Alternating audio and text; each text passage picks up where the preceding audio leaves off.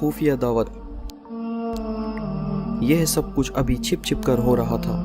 پوری ساودھانی برتی جاتی کہ بھروسے کے لوگوں کے علاوہ بات کہیں باہر نہ جائے۔ پھر کھل کر پرچار کرنے کا حکم آ گیا۔ چنانچہ نبی صلی اللہ علیہ وسلم نے اللہ کے حکم کے مطابق عام تبلیغ کا کام شروع فرما دیا۔ آپ نے ایک دن سب کو کھانے پر جمع کیا۔ جب سب لوگ کھانا کھا چکے تب نبی صلی اللہ علیہ وسلم نے فرمایا، اے لوگو، میں تم سب کے لیے دنیا اور آخرت کی بھلائی لے کر آیا ہوں، اور میں نہیں جانتا کہ عرب بھر میں کوئی شخص بھی اپنی قوم کے لیے اس سے بہتر اور بڑی کوئی چیز لایا ہو۔ مجھے اللہ تعالیٰ نے حکم دیا ہے کہ میں آپ لوگوں کو اس کی اور بلاؤں۔ بتاؤ تم میں سے کون میرا ساتھ دے گا؟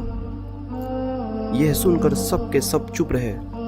حضرت علی رضی اللہ عنہ نے اٹھ کر کہا، اے اللہ کے رسول، اگرچہ میری آنکھ آئی ہوئی ہے، اس وقت آپ کی آنکھیں دکھ رہی تھی، گو میری ٹانگیں پتلی ہے اور میں سب سے کم عمر بھی ہوں، پھر بھی میں آپ کا ساتھ دوں گا۔ قریش کے لیے یہ منظر بھی عجیب تھا کہ ایک 13 سال کا نو عمر بلا کچھ سوچے سمجھے بڑا فیصلہ کر رہا ہے۔ اب نبی صلی اللہ علیہ وسلم کا سب کو سمجھانا مستقل کام تھا۔ اس کے لیے ہر میلے میں جاتے، ہر ایک گلی کوچے میں جا جا کر لوگوں کو توحید کی خوبی بتاتے، بتوں پتھروں پیڑوں کی پوجا سے روکتے، بیٹیوں کو مار ڈالنے سے ہٹاتے، زنا سے منع کرتے، جوا کھیلنے سے لوگوں کو روکتے تھے۔ آپ فرمایا کرتے تھے کہ اپنے جسم کو گندگی سے، کپڑوں کو میل کچیل سے، زبان کو گندی باتوں سے، دل کو جھوٹے عقیدوں سے پاک و صاف رکھے، وعدے اور اقرار کی سخت پابندی کرے، لین دین میں کسی سے دھوکہ دہی نہ کرے، خدا کی جان کو کسی کمی سے، خرابی سے، عیب سے پاک سمجھے۔ اس بات کا پکا یقین رکھے کہ زمین، آسمان، چاند، سورج، چھوٹے بڑے سب خدا کے پیدا کیے ہوئے ہیں، سب اسی کے محتاج ہے۔ دعا کا قبول کرنا، بیمار کو صحت دینا و تندرستی دینا، مرادیں پوری کرنا اللہ کے اختیار میں ہے۔ اللہ کی مرضی اور حکم کے بغیر کوئی بھی کچھ نہیں کر سکتا۔ فرشتے اور نبی بھی اس کے حکم کے خلاف کچھ نہیں کرتے۔ عرب میں عکاظ اور بوئینا اور ذی المجاج کے میلے بہت مشہور تھے، دور دور سے لوگ وہاں آیا کرتے تھے۔ نبی صلی اللہ علیہ وسلم ان جگہوں پر جاتے اور میلے میں آئے ہوئے لوگوں کو اسلام اور توحید کی دعوت دیا کرتے تھے۔ قریش کی مخالفت۔ آپ کا کھل کر اسلام کی تبلیغ کرنا کوئی معمولی بات نہ تھی۔ اس نے قریش اور دوسرے لوگوں میں ایک آگ لگا دی اور ہر طرف اس دعوت کے بارے میں اعتراض ہونے لگے۔ ایک بار آپ حضرت محمد صلی اللہ علیہ وسلم نے حرم کعبہ میں جا کر توحید کا اعلان فرمایا۔ مشرکوں کے نزدیک یہ حرم کعبہ کی سب سے بڑی توہین تھی۔ اس اعلان کے کرتے ہی ایک ہنگامہ اٹھ کھڑا ہوا، ہر طرف سے لوگ آپ پر ٹوٹ پڑے۔ حضرت حارث بن ابی حالہ آپ کی مدد کے لیے دوڑے، لیکن ان پر چاروں طرف سے اتنی تلواریں پڑی کہ وہ شہید ہو گئے۔ اسلام کی راہ میں یہ پہلی شہادت تھی۔ اللہ کے فضل سے حضرت محمد صلی اللہ علیہ وسلم حفاظت سے رہے اور کسی نہ کسی طرح ہنگامہ ختم ہوا۔ اسی طرح ظلم و ستم کی چکی چلانی اس وقت اور تیز کر دی گئی۔ جب لوگ اسلام کی طرف لپکنے لگے، اسلام اور مسلمانوں کو دبانے اور کچلنے کی پہلی تدبیر انہوں نے یہ اختیار کی کہ اسلام لانے والوں کو زیادہ سے زیادہ تکلیف دی جائے، انہیں ڈرایا دھمکایا جائے تاکہ جو مسلمان ہو چکے ہیں وہ واپس آ جائے اور دوسرے لوگ اس تکلیف اور پریشانی کو دیکھ کر اس اور بڑھنے نہ پائے۔ جیسے حضرت بلال رضی اللہ عنہ حبشی تھے، امیہ بن خلف کے غلام تھے۔ جب امیہ نے سنا کہ بلال رضی اللہ عنہ مسلمان ہو گئے تو انہیں تکلیف پہنچانے میں اس نے نئے نئے طریقے ایجاد کیے۔ گردن میں رسی ڈال کر لڑکوں کے ہاتھ میں دی جاتی اور وہ مکے کی پہاڑیوں میں انہیں لیے پھرتے، یہاں تک کہ رسی کا نشان پڑ جاتا۔ مکہ کی گھاٹی کی گرم ریت میں انہیں لٹا دیا جاتا اور گرم گرم پتھر ان کی چھاتی پر رکھ دیا جاتا۔ مشقیں باندھ کر لکڑیوں سے پیٹا جاتا، دھوپ میں بٹھایا جاتا، بھوکا رکھا جاتا۔ حضرت بلال رضی اللہ عنہ ان سب حالتوں میں تکلیف اور بے چینی کو انتہا کے باوجود احد احد اللہ ایک ہے کہ نعرے لگاتے رہتے۔ حضرت ابو بکر صدیق رضی اللہ عنہ سے حضرت بلال رضی اللہ عنہ کی یہ صورت نے دیکھی گئی، یہاں تک کہ انہیں خرید لیا اور اللہ کے نام پر آزاد کر دیا۔ حضرت عمار رضی اللہ عنہ اور ان کے والد حضرت یاسر رضی اللہ عنہ، ان کی والدہ حضرت سمیہ رضی اللہ عنہ مسلمان ہو گئے تھے۔ ابو جہل نے انہیں طرح طرح کی تکلیفیں پہنچائی۔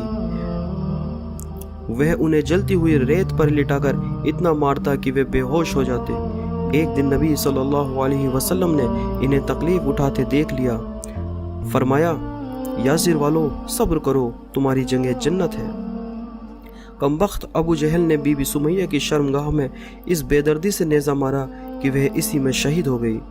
حضور صلی اللہ علیہ وسلم کے ساتھیوں پر ظلم و ستم کے تو پہاڑ توڑے ہی جا رہے تھے، خود پیغمبر اسلام صلی اللہ علیہ وسلم بھی اس سے بچے نہ تھے۔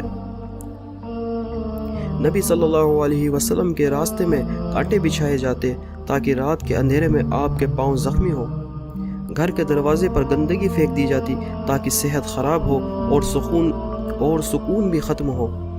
ان باتوں پر پیغمبر اسلام صلی اللہ علیہ وسلم صرف اتنا فرما دیا کرتے کہ اے عبد مناف کی اولاد، پڑوس کا حق خوب ادا کرتے ہو۔ ابن عمرو عاص رضی اللہ عنہ کا آنکھوں دیکھا بیان ہے کہ ایک دن نبی صلی اللہ علیہ وسلم خانہ کعبہ میں نماز پڑھ رہے تھے۔ عقبہ بن ابی معیط آیا، اس نے اپنی چادر کو اینٹ کر رسی جیسا بنا دیا۔ جب نبی صلی اللہ علیہ وسلم سجدے میں گئے تو چادر کو حضور صلی اللہ علیہ وسلم کی گردن میں ڈال دیا اور اینٹنا شروع کیا۔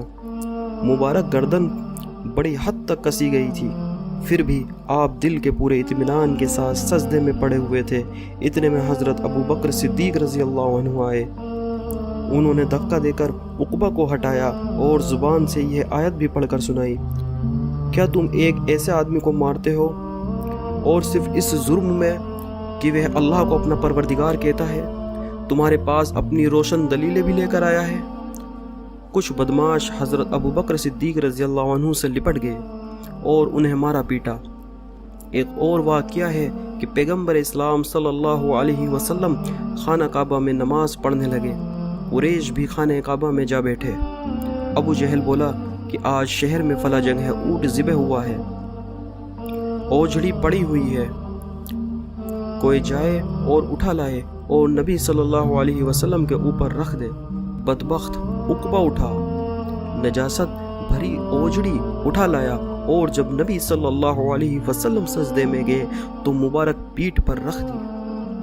استغفر اللہ۔ پیغمبر اسلام تو نماز میں اپنے رب کی طرف دھیان لگائے ہوئے تھے، کچھ خبر نہ ہوئی، جبکہ کافر ہنسی کے مارے لوٹ پوٹ ہوئے جاتے تھے اور ایک دوسرے پر گرے جاتے تھے۔ ابن سعود صحابی بھی موجود تھے۔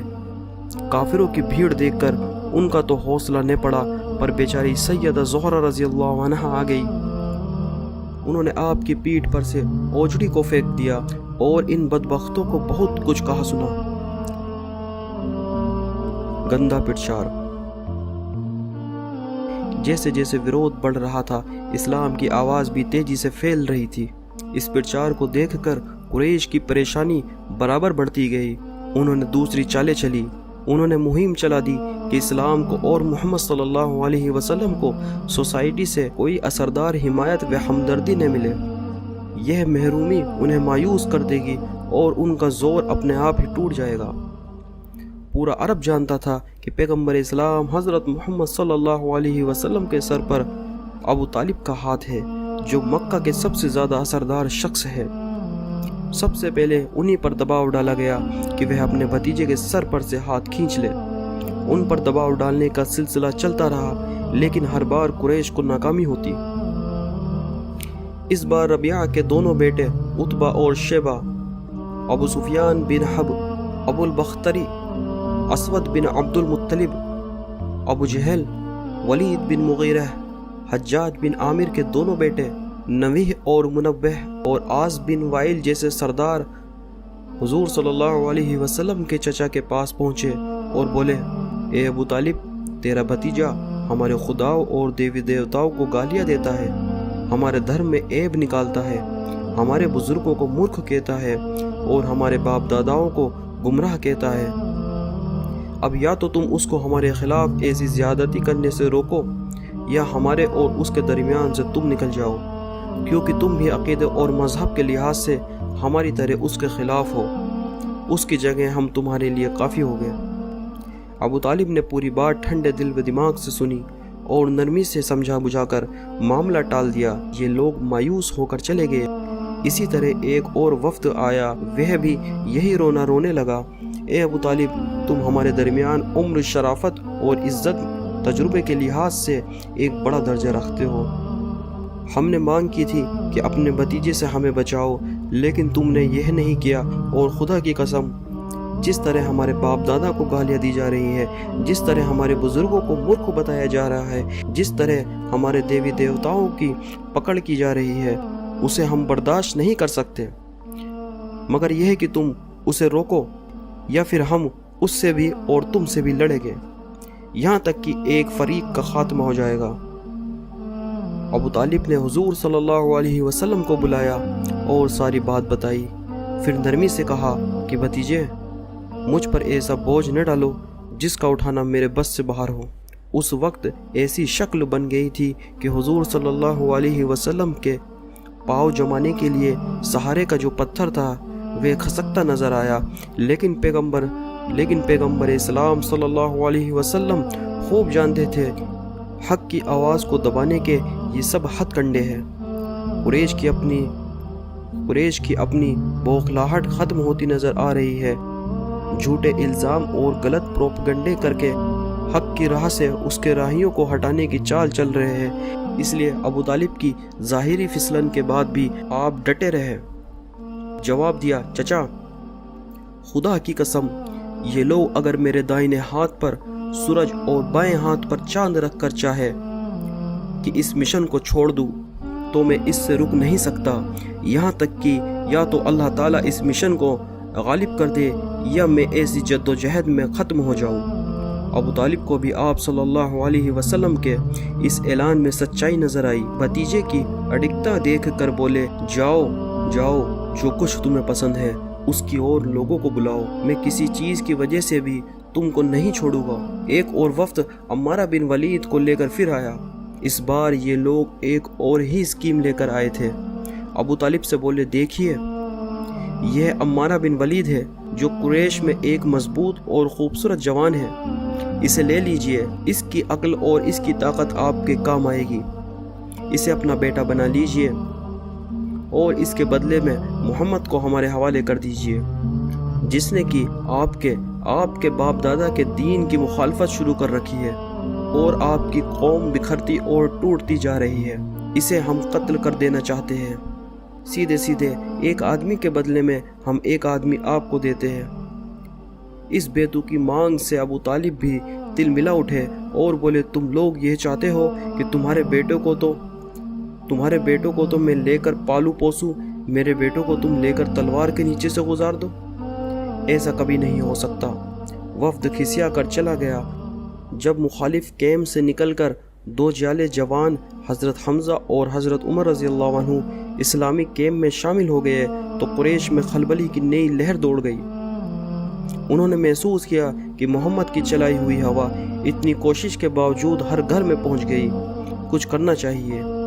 अबू तालिब की बीमारी की हालत में लोग फिर पहुंचे। इस बार समझौते की नीयत से आए थे।